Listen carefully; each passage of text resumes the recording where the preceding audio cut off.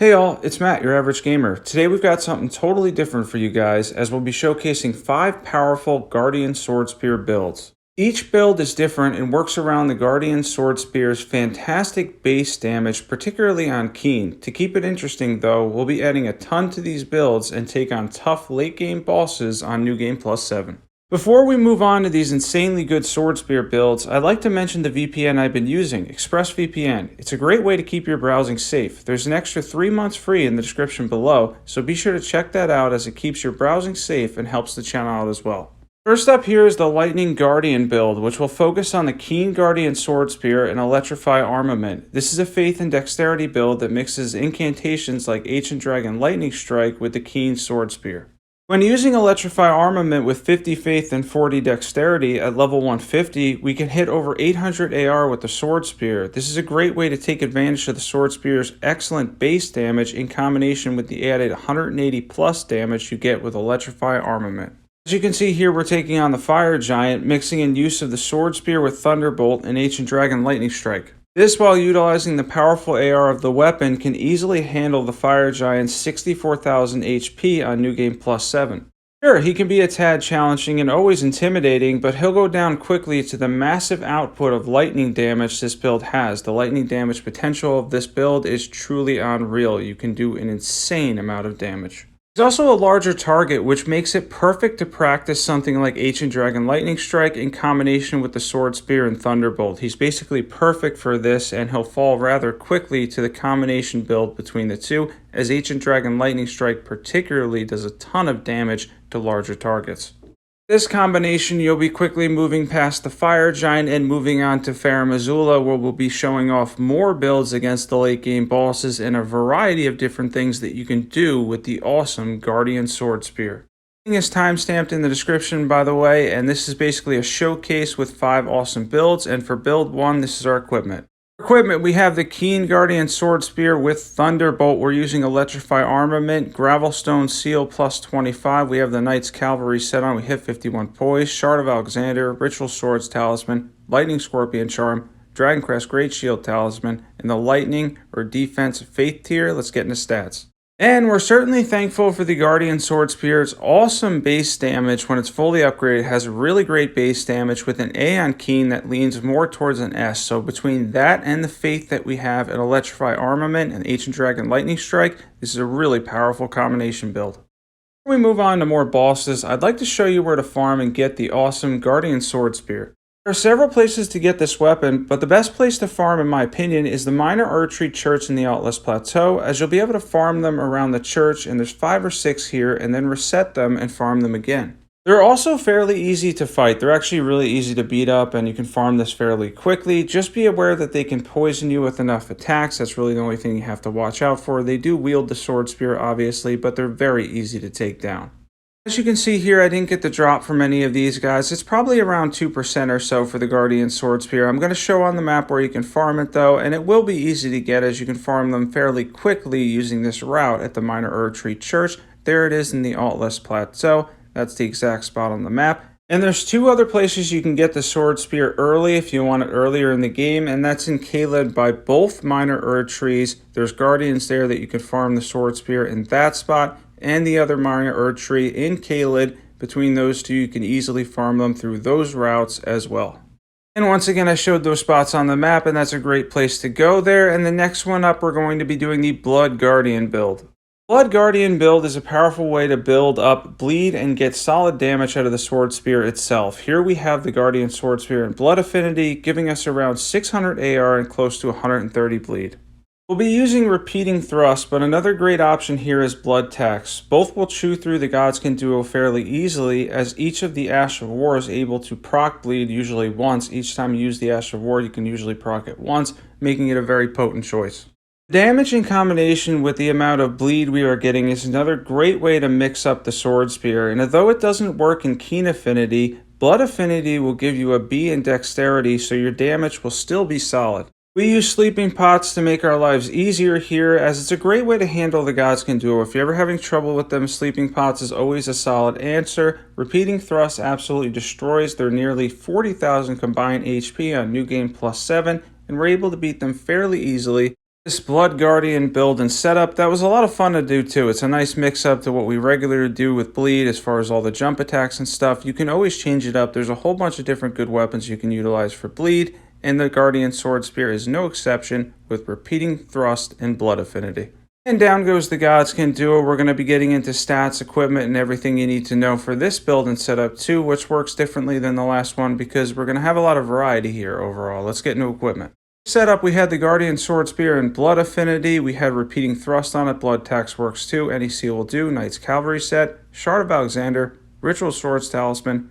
Lord of Blood's Exaltation. If you don't want to use Ritual Swords Talisman, you can use Rottenwing Sword Insignia or Millicent's Prosthesis. And then we have the Dragoncrest Great Shield Talisman, the Thorny tier, and then the Fate tier, so we can do buffs as well. Let's get into stats for this build. For stats, to keep this one fun and to also have it damaging, we went for Dexterity and Arcane and a good split between the two, so we can get a decent amount of bleed buildup and solid damage, around 600 AR for the weapon itself, and the bleed buildup is substantial.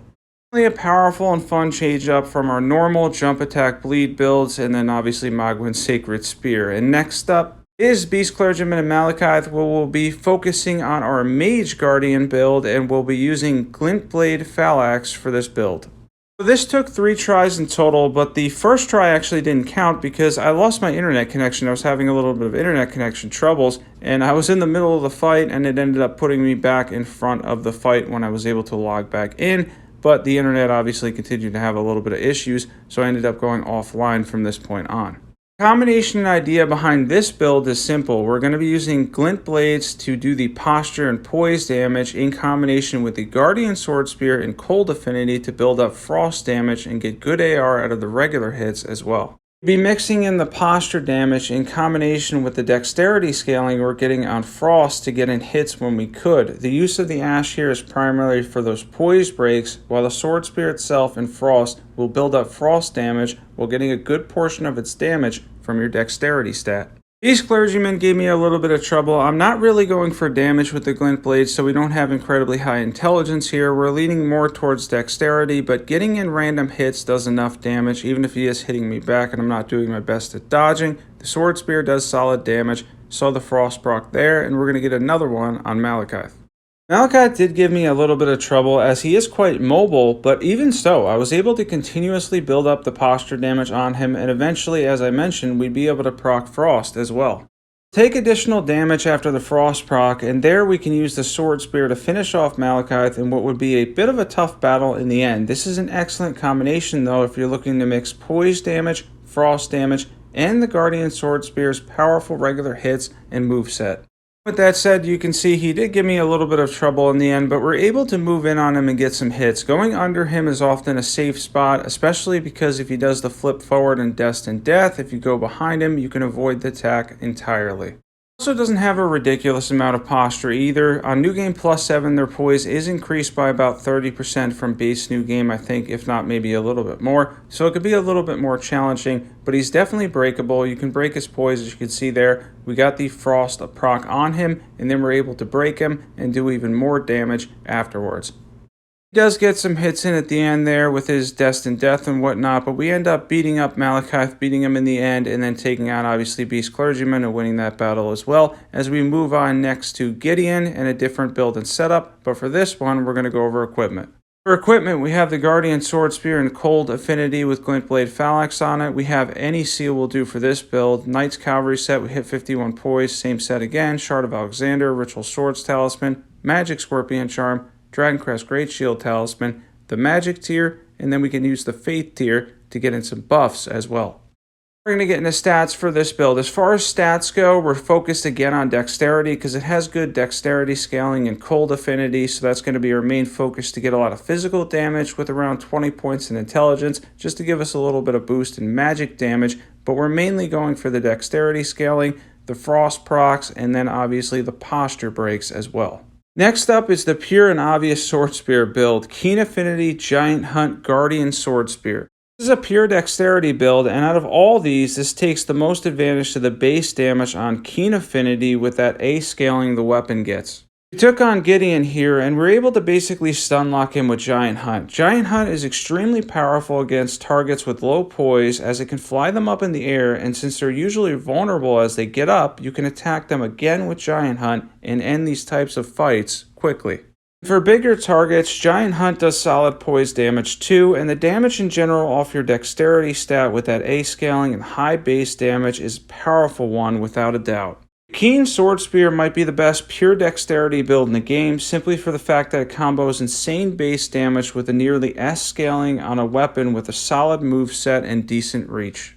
Goodbye Guadian, we are on to equipment for this build and setup. For equipment, we have the Guardian Swordspear and Keen Affinity with Giant Hunt. We have NEC will do for this build. Knights Cavalry set on again. Shard of Alexander. Ritual Swords Talisman. I chose the Ritual Shield Talisman for some extra defense.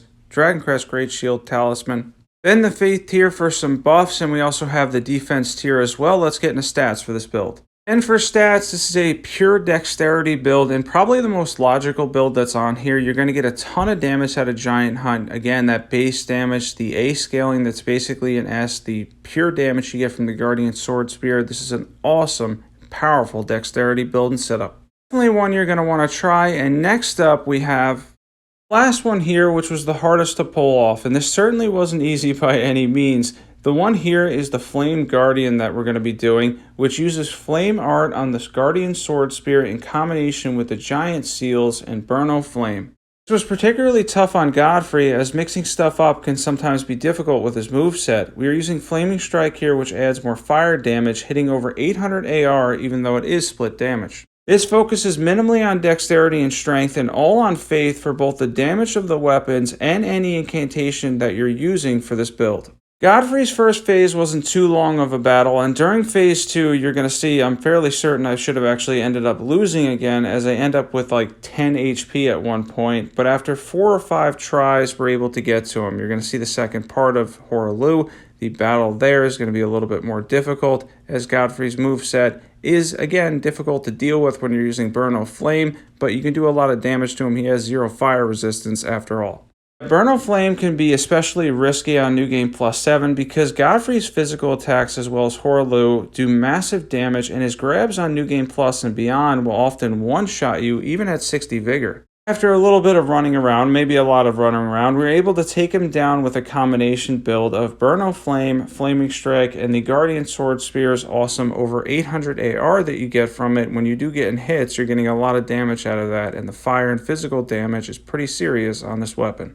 Though this is likely the hardest to pull off, it's my favorite of the bunch, as Flaming Strike and Burno Flame are really fun to use in combination together. We're also faith-based, so variety is something we have at our disposal, and you can throw in a ton of different incantations on this build while still getting that 800 AR for your weapon. And there it is there. As I got greedy, he almost killed me. I'm pretty sure I have like no HP at this point, but it's not going to matter in the end. As long as we're still alive, we can continue to fight Horaloo, take him on with fire damage, and take him down fairly decently. Not extremely quickly compared to some of the other bosses, but even so, we're able to take him down despite his a little bit difficult moveset to use with Burno Flame. The whole entire concept of this video was to showcase the weapon while also showing a mix of builds, the ability to basically do whatever you want with a ton of different weapons in the game, the Guardian Swordspear being excellent in so many different affinities, particularly in Keen Affinity, but to show the variety we have here and how much you can do with builds in Elden Ring. Trust me when I say to try some of these out. By the way, everything's timestamped if you need to go through them. This was a ton of fun to do. Let's get into equipment. For equipment, we have the Guardian Swordspear with Flaming Strike, and then we have Flame Art Affinity on it. We have 2 Giant Seals, same Knights Cavalry set in 51 poise, Shard of Alexander, Godfrey Icon, Fire Scorpion Charm on this mixed build, and then Dragon Crest Great Shield Talisman, the Fire tier, and then the Faith or Defense tier. Let's get into stats. Stats, this is my favorite one. Why is this my favorite one? Because this is all faith-based. You can do so many different things with this type of build and setup. If you want to go for fire damage, if you want to mix in lightning, you're going to go high faith, and you're going to have a ton of versatility in your build. The amount you can do with that one is truly crazy. It definitely has everything you need if you want to mix up and do a ton of different things. Faith is really versatile. I've said that many times on my channel, and it remains true, and it's one of my favorite build types in the game. Thanks for watching this one. I hope everyone enjoyed the showcase and the things you can do with the awesome Guardian Swordspear. It really is quite good, and feel free to add even more variety to any of these, as it's fun to mix in spells, incantations, and anything else you want to do as well. If you're not on the Discord, definitely be sure to join that. There's over 500 people in there now. It's been an awesome growing community, and if you're not subbed, now's the time to sub to this channel. If you've been following my videos, definitely hit that subscribe button. Check out all the awesome builds there on my channel. Thanks for watching. As always, I will catch you guys there.